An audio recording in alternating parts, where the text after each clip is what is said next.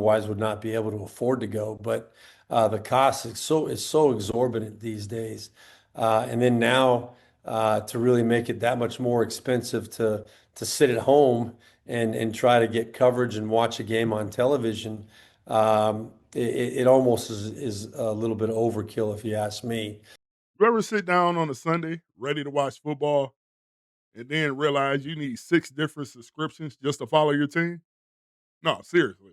Cable, Amazon, Netflix, YouTube TV, ESPN Plus, and Peacock. At some point, it stopped being football and it started feeling like a paywall maze. And now, the U.S. government is stepping in and going straight to the NFL. Let's talk about it. Because this isn't just about football anymore. This is about power. Power. The NFL isn't just a sports league, it's the most valuable content machine in America. I'm a part of it, it seems like at this point. We're talking about a product that dominates TV so hard, it made up nearly half of the 100 most watched broadcasts last year. So when the NFL makes a move, the entire media industry adjusts. Recently, they made a move that got Washington's attention. League decided to reopen media rights negotiations early. And that might sound boring, but this is where everything changes. Because the NFL basically told its partners, yeah, we want more money. Money. Not a little more either. We're talking about at least a 50% increase on $1 billion deal. And the craziest part, they can actually demand it because networks like Fox, NBC, CBS, they don't just like the NFL, they need it. Without football, those networks lose relevance overnight. Here's where things start to get messy.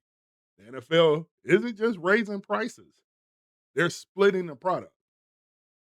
Games are now everywhere. Thursday, that's Amazon. Sunday, split across networks. Monday, you got ESPN. Christmas, Netflix. Out of market, YouTube Sunday ticket. So if you're a fan trying to watch everything, you're paying somewhere between $700 to $1,000 a year for football. Let that sink in. This is why the Department of Justice stepped in.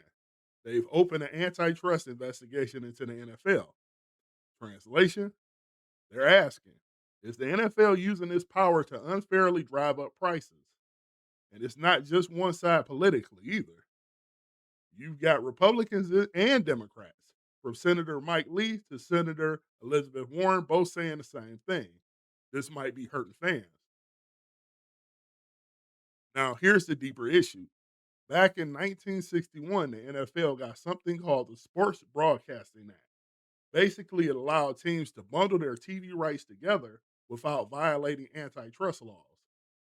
That's why the NFL can sell games as one big package. But here's the problem. That law was built for free TV, not streaming platforms, subscription paywalls, and tech companies. So now the question is, does that protection still apply in 2026? And if we're being real, the NFL isn't doing anything crazy. They're just playing the game better than everyone else. Look at the NBA. They just signed a $76 billion media deal. And when Roger Goodell saw that, oh yeah, that changed everything. Because in his mind, if they can get paid like that, what are we worth? And honestly, he's got a point. Money. There's a cost to all of this. Because every time these deals go up, you pay for it. Streaming prices, they're more than doubled in the last 6 years. And every new NFL package, that's another subscription, another login, and another bill. Damn. Now, the NFL's response, they're basically saying, relax. 87% of our games are still free on broadcast TV. And technically, they're right. But that's not the full experience anymore. Because the premium games, the exclusive matchups, the big moments, yeah, those are slowly moving behind paywalls. So now we got a real standoff. The NFL says this is just business.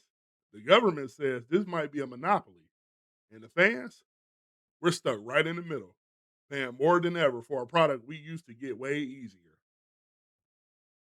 And here's the truth nobody wants to say out loud. The NFL isn't going to stop because as long as people keep watching, as long as these games dominate ratings, as long as these networks and streamers keep bidding, the price is only going to go up in one direction, up. So the real question isn't, is the NFL doing something wrong? It's this. At what point do fans say enough? I believe probably never. Let me know what you guys think about this video. Do you think the DOJ getting involved will make the prices go down, or will they steady rise for the NFL? Leave it in the comments below. To the next video. Peace.